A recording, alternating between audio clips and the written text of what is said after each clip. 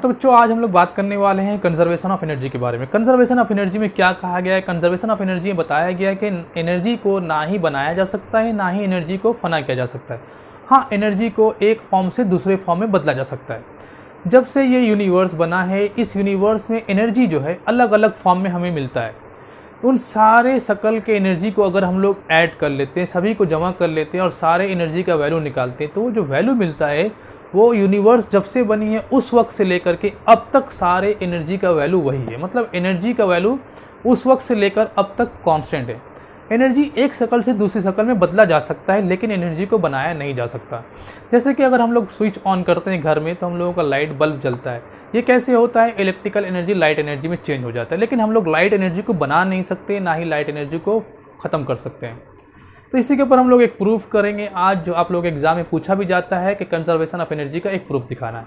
तो एक ऑब्जेक्ट के पास काइनेटिक एनर्जी भी हो सकता है, जैसे अगर एक ऑब्जेक्ट मूव कर रहा है तो उसके पास काइनेटिक एनर्जी भी होता है, और अगर एक ऑब्जेक्ट अर्थ के सरफेस से किसी हाइट पे है तो उसके पास ग्रेविटेशनल पोटेंशियल एनर्जी भी हो सकता है।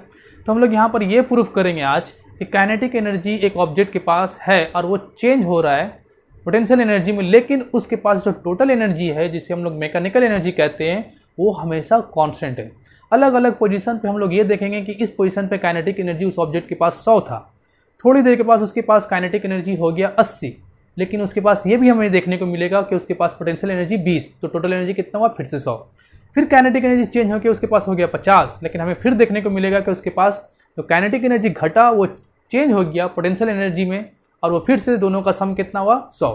तो सम ऑफ एनर्जी जो है उस ऑब्जेक्ट के पास हमेशा कांस्टेंट रहने वाला है। यही हम लोग आज इस प्रूफ में दिखाएंगे। तो चलो इस बात को प्रूफ करने के लिए हम लोग क्या करते हैं, अर्थ के सरफेस से मान लेते हैं ये ग्राउंड लेवल है और इससे h हाइट के ऊपर, ये हाइट h है, इस हाइट में एक पॉइंट ले लेते हैं a। इस हाइट पे एक ऑब्जेक्ट रखा हुआ है a, जिसका मास है m, और ये ऑब्जेक्ट रेस्ट की हालत में है, मतलब इसके पास वेलोसिटी क्या है? इनिशियल 0 है। उसके बाद उस ऑब्जेक्ट को हम लोग रिलीज कर देते हैं, छोड़ देते हैं। तो थोड़ी देर के बाद वो ऑब्जेक्ट इस तरफ जमीन की तरफ गिरते हुए पॉइंट बी में पहुंचता है, और उसका मास अभी भी कितना है? मास है m, लेकिन इस वक्त ये यहाँ पर रुका नहीं। पॉइंट ए पे उसे हम लोगों ने पकड़ के रखा था, इसलिए उसका वेलोसिटी 0 था, लेकिन जब उसे हम लोगों ने छोड़ दिया तो वो गिरते हुए इस पॉइंट पे पहुंचा, लेकिन यहाँ पर रुका नहीं। इसका मतलब पॉइंट बी में उसके पास कुछ वेलोसिटी है, मान लेते हैं वेलोसिटी क्या है? v1। उसके बाद वो गिरते गिरते गिरते गिरते ज़मीन के बहुत ही करीब पहुंचा, और ज़मीन को टच करने से पहले एक पॉइंट हम लोग लेते हैं और इस पॉइंट का नाम रखते हैं c। इस वक्त भी इसके पास मास क्या है? m, और ज़मीन को जस्ट टच, अर्थ को टच करने से पहले उसके पास जो वेलोसिटी है उसे हम लोग मान लेते हैं v। अच्छा, इन दोनों पॉइंट a b के बीच में जो डिस्टेंस उसे मान लेते हैं हम लोग x। तो ये पॉइंट के b और c के बीच में कितना डिस्टेंस होगा? h माइनस x, क्योंकि ये पूरा h था, ये x हुआ, तो ये कितना बचा? h minus x। अब हम लोग यहाँ पर ये प्रूफ करेंगे कि हर पॉइंट पे यहाँ पर क्या है, ऑब्जेक्ट अगर रुका हुआ है तो उसके पास कौन सा एनर्जी है और कौन सा नहीं है। तो हम लोग कह सकते हैं कि उसके पास ग्रेविटेशनल पोटेंशियल एनर्जी तो है, लेकिन काइनेटिक एनर्जी नहीं है, क्योंकि उसके पास वेलोसिटी नहीं है। इस पॉइंट पे हम लोगों को देखने को मिलेगा कि उसके पास अर्थ के सरफेस से कुछ हाइट भी है और कुछ वेलोसिटी भी है, मतलब उसके पास पोटेंशियल एनर्जी भी है और काइनेटिक एनर्जी भी है। और इस पॉइंट पे हमें देखने को मिलेगा कि वो पॉइंट मास m अर्थ के सरफेस के बहुत ही करीब, मतलब समझ लेंगे हम लोग कि जस्ट टच करने ही वाला है। तो हाइट लगभग 0, तो हाइट को हम लोग 0 पकड़ लेंगे।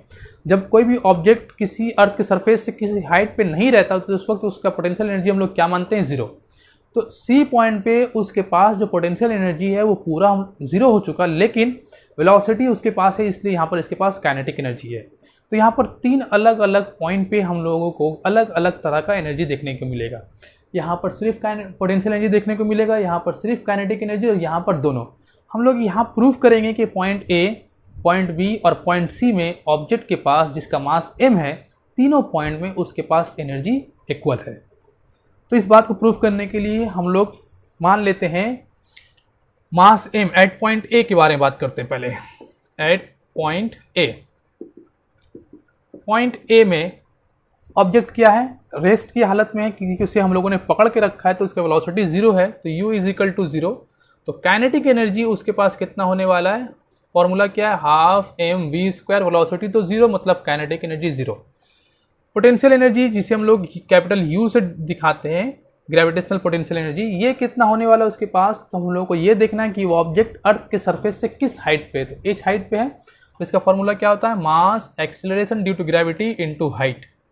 तो टोटल मैकेनिकल एनर्जी, मतलब जिसे हम लोग टोटल एनर्जी कहेंगे, total energy at A is equal to क्या होता है, kinetic energy plus gravitational potential energy. तो ये काइनेटिक एनर्जी कितना है 0 और ये कितना है mgh, तो टोटल एनर्जी कितना हुआ mgh। ओके, अब हम लोग बात करेंगे पॉइंट बी के बारे में। At point B, point B में अगर हम लोग देखते हैं तो इस वक्त इसके पास वेलोसिटी भी है और इस वक्त इसके पास हाइट भी है, मतलब दोनों एनर्जी हम लोगों को मिलने वाला है। तो हम लोग कह सकते हैं कि काइनेटिक एनर्जी कितना होने वाला है, काइनेटिक एनर्जी होगा half m v1 square. Okay, अच्छा, अब यहाँ पर v1 का वेलोसिटी हम लोग को फाइंड करना है कि v1 का वैल्यू कितना है। तो हम लोग एक फॉर्मूला यूज कर लेते हैं, v square is equal to क्या होता है, u स्क्वायर प्लस 2as। इस पॉइंट पे वेलोसिटी, इसे इनिशियल वेलोसिटी मानते हैं, इसे फाइनल वेलोसिटी, ये इनिशियल पोजीशन, ये फाइनल पोजीशन। तो ये डिस्टेंस कितना है x, और चूंकि ज़मीन अंडर द पॉइंट जो है अंडर द ग्रेविटी आ रहा है, तो इसके पास एक्सीलरेशन जो होगा वो पॉजिटिव लेंगे हम लोग। तो v स्क्वायर को हम लोग क्या लिख सकते हैं, v1 square is equal to u तो 0 है, 2g और s कितना है डिस्टेंस हम लोग के पास x, तो हम लोग लिख सकते हैं v1 square is equal to 2gx। तो अब हम लोग काइनेटिक एनर्जी को लिख सकते हैं, काइनेटिक एनर्जी क्या होगा, हाफ m v1 स्क्वायर था, v1 स्क्वायर का वैल्यू कितना है 2gx, तो लिख सकते हैं 2gx, तो 2 कैंसिल कर लेते हैं, क्या मिलेगा हम लोग को mgx। अगर हम लोग ग्रेविटेशनल पोटेंशियल एनर्जी के बारे में बात करते हैं u, तो क्या होता है formula, mass into acceleration due to gravity into height above the surface of earth. तो ये हाइट कितना है h माइनस एक्स, तो लिख सकते हैं m g, जैसे कि यहाँ पर है mass acceleration due to gravity into height, तो ये हाइट कितना है h माइनस एक्स। अब टोटल एनर्जी के बारे में अगर हम लोग बात करते हैं तो टोटल एनर्जी क्या होगा, टोटल एनर्जी दोनों का सम होगा, total energy kinetic energy plus potential energy. तो ये काइनेटिक एनर्जी कितना है mgx, और पोटेंशियल एनर्जी क्या होगा, इन दोनों को मल्टीप्लाई करेंगे तो mgh माइनस mgx, तो ये कैंसिल, तो कितना मिला हम लोग को mgh।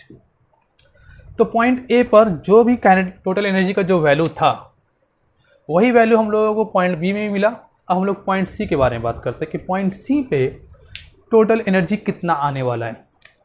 तो एट सी में अगर हम लोग देखते हैं तो ये पॉइंट, यहाँ पर काइनेटिक एनर्जी के बारे में अगर बात करें तो क्या होगा, हाफ m v स्क्वायर। अब v का वैल्यू हम लोग को निकालना है कि v का वैल्यू कितना है, तो इसे निकालने के लिए ये पूरा डिस्टेंस हम लोग लेंगे, इसे फाइनल वेलोसिटी मानेंगे और इसे इनिशियल वेलोसिटी। तो v square is equal to क्या होता है, u square plus 2as। v क्या है, v का नाम, फाइनल वेलोसिटी का नाम हम लोगों ने v रखा, चलिए ठीक है, v स्क्वायर। इनिशियल वेलोसिटी क्या है 0, 2a क्या होगा g, और s क्या है पूरा डिस्टेंस h, तो v स्क्वायर क्या हो गया 2gh। अब काइनेटिक एनर्जी में पुट कर लेते हैं इसे, क्या होगा हाफ m v स्क्वायर, तो v स्क्वायर का वैल्यू कितना है 2gh, तो 2 कैंसिल, क्या मिला हम लोग को mgh। अगर हम लोग पोटेंशियल एनर्जी के बारे में बात करते हैं तो पोटेंशियल एनर्जी क्या मिलने वाला है, क्योंकि इस पॉइंट का ज़मीन से कोई हाइट, अर्थ के सरफेस से कोई हाइट नहीं है, इसलिए इसके पास mg इंटू 0 मतलब 0। तो टोटल एनर्जी क्या होने वाला है, total energy kinetic energy plus potential energy, जिसे हम लोग u लिख लेते हैं। तो ये क्या हो, काइनेटिक एनर्जी कितना है mgh और ये 0, तो टोटल एनर्जी कितना मिला हम लोग को mgh।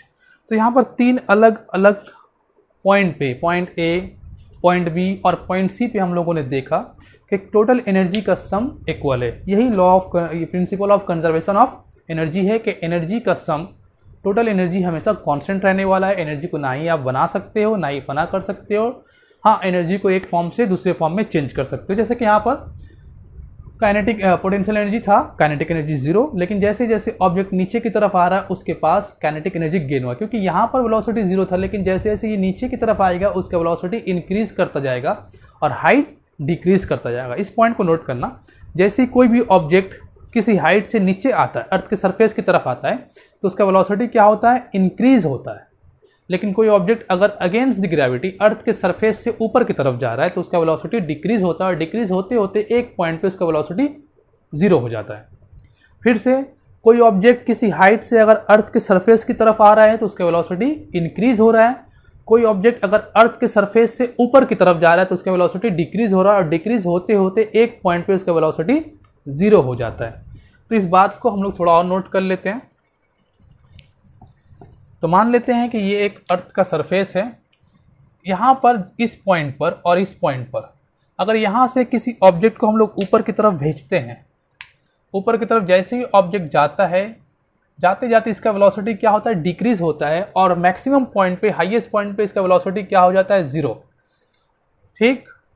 और कोई ऑब्जेक्ट जब नीचे के ऊपर से नीचे की तरफ आता है तो क्या होता है, इसका वेलोसिटी इंक्रीज होता है, और इंक्रीज होते होते इस पॉइंट पे before touching the ground velocity क्या होता है, मैक्सिमम। इसे याद रखना आप लोग, वेलोसिटी यहाँ पर क्या होगा, मैक्सिमम होगा।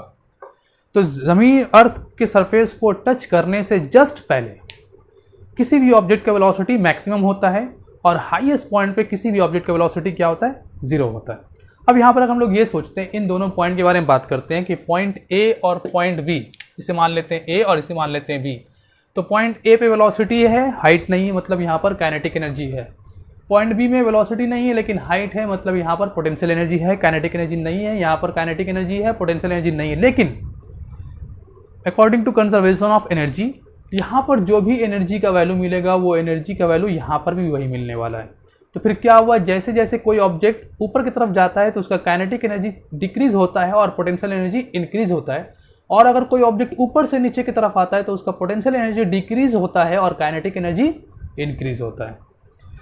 तो इसे हम लोग इस तरीके से नोट कर सकते हैं कि अगर नीचे की तरफ आने का मतलब क्या हुआ, नीचे की तरफ आने का मतलब हुआ पोटेंशियल एनर्जी का डिक्रीज होना और काइनेटिक एनर्जी का इंक्रीज होना। लेकिन ऊपर की तरफ जाना, ऊपर की तरफ जाने का मतलब क्या हुआ कि पोटेंशियल एनर्जी का इंक्रीज होना और काइनेटिक एनर्जी का डिक्रीज होना।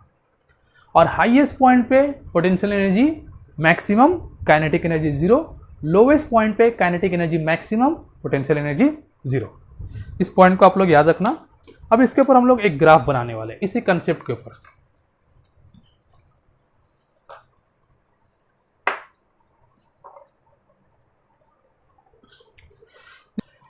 तो यहां पर इस ग्राफ में हम लोग एक्स एक्सिस को क्या लेंगे, एक्स एक्सिस को लेंगे हाइट अबव द ग्राउंड,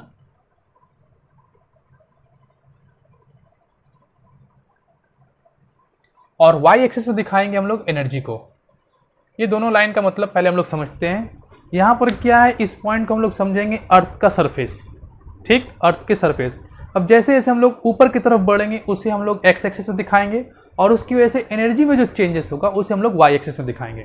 अब यहाँ पर समझने वाली बात यह है कि जैसे ही हम लोग अर्थ के सरफेस से ऊपर की तरफ जाते हैं तो कौन सा एनर्जी इंक्रीज होता है और कौन सा एनर्जी डिक्रीज होता है। तो हम लोग जानते हैं कि अर्थ के सरफेस से ऊपर की तरफ जाने का मतलब ये हुआ कि हाइट का बढ़ना, और जब हाइट इंक्रीज होता है तो potential, gravitational potential energy increase होता है। और जैसे ही हम लोग अर्थ के सरफेस से ऊपर की तरफ जाते हैं, किसी ऑब्जेक्ट को फेंकते हैं, तो उसका वेलोसिटी क्या होता है, डिक्रीज होता है, मतलब काइनेटिक एनर्जी डिक्रीज होता है। तो इसे हम लोग इस तरीके से कह सकते हैं कि जैसे जैसे हम लोग यहाँ बढ़ेंगे पोटेंशियल एनर्जी तो इंक्रीज होगा लेकिन काइनेटिक एनर्जी डिक्रीज होगा। तो उसे हम लोग कुछ इस तरीके से दिखाएंगे कि ये लाइन हम लोग को दिखाएगा इंक्रीज इन पोटेंशियल एनर्जी।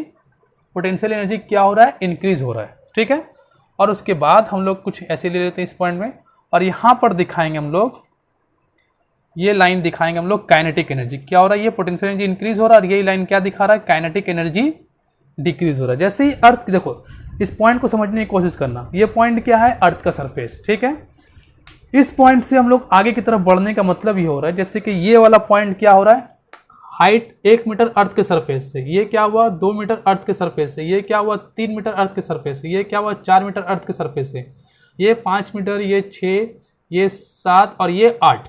ठीक है, 8 मीटर तक का हम लोग कैलकुलेशन ले रहे हैं। अब यहाँ पर एक बात कि हम लोगों ने जैसे अर्थ के सरफेस से ऊपर की तरफ जाते हैं पोटेंशियल एनर्जी इंक्रीज होता है, ये बात हम लोगों को समझ में आती है और समझ में आया भी। लेकिन जब हाइट अर्थ के सरफेस पे थे तो उस वक्त काइनेटिक एनर्जी को मैंने यहाँ से क्यों शुरू किया, तो यहाँ पर भी देख लेते हैं कि मान लेते हैं ये एनर्जी हुआ 1, एनर्जी है 1, 2, 3 4 5 6 7 और 8।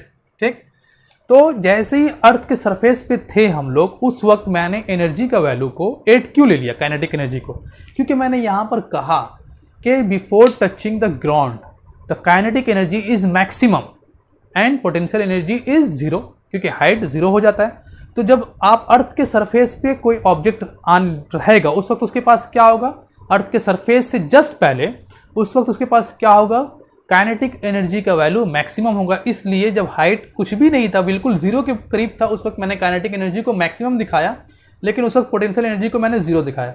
अब जैसे जैसे हम लोग 8 मीटर हाइट में गए, उस वक्त पोटेंशियल एनर्जी मैक्सिमम हो गया, वो 8 के बराबर हो गया, लेकिन काइनेटिक एनर्जी उस वक्त क्या हो गया, उसका जीरो हो गया, क्योंकि हम लोग मैक्सिमम हाइट पर पहुंच चुके हैं। और मैक्सिमम हाइट पर क्या होता है, काइनेटिक एनर्जी जीरो हो जाता है और पोटेंशियल एनर्जी मैक्सिमम होता है। लेकिन टोटल एनर्जी हमेशा क्या रहने वाला है, कांस्टेंट। तो ये ग्राफ किसका है, ये लाइन पोटेंशियल एनर्जी का, ये लाइन काइनेटिक एनर्जी का, और यहां पर एक लाइन हम लोग बनाएंगे जो लाइन दिखाएगा हम लोग को टोटल एनर्जी। ठीक, ओके, तो ये था graph kinetic energy, potential energy और टोटल एनर्जी का। अच्छा, इसके बाद एक और एप्लीकेशन है कंजर्वेशन ऑफ एनर्जी का, उसे हम लोग देख लेते हैं। मान लेते हैं एक सिंपल पेंडुलम के ऊपर बात करेंगे कि ये एक सिंपल पेंडुलम है और ये अभी ग्राउंड लेवल को टच कर रहा है। ठीक, अब ये जब ऑसिलेट करने लगेगा तो कभी ये इसका पॉइंट यहाँ, कभी ये बॉब, ये जिसका मास m है, कभी यहाँ आएगा, कभी ऑसिलेट करते हुए यहाँ जाएगा, फिर ऐसे ऑसिलेट करेगा।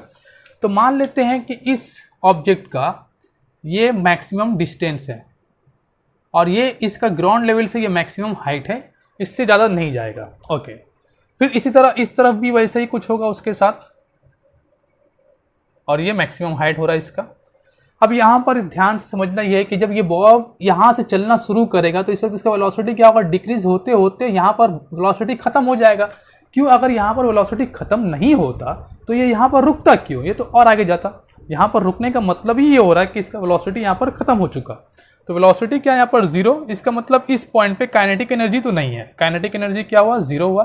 तो कौन सा एनर्जी है, चूंकि हाइट हम लोग को मैक्सिमम मिल रहा है तो यहाँ पर क्या होने वाला है, ग्रेविटेशनल पोटेंशियल एनर्जी, जिसे हम लोग क्या नाम देंगे, mgh। मान लेते इसका मास क्या है, m।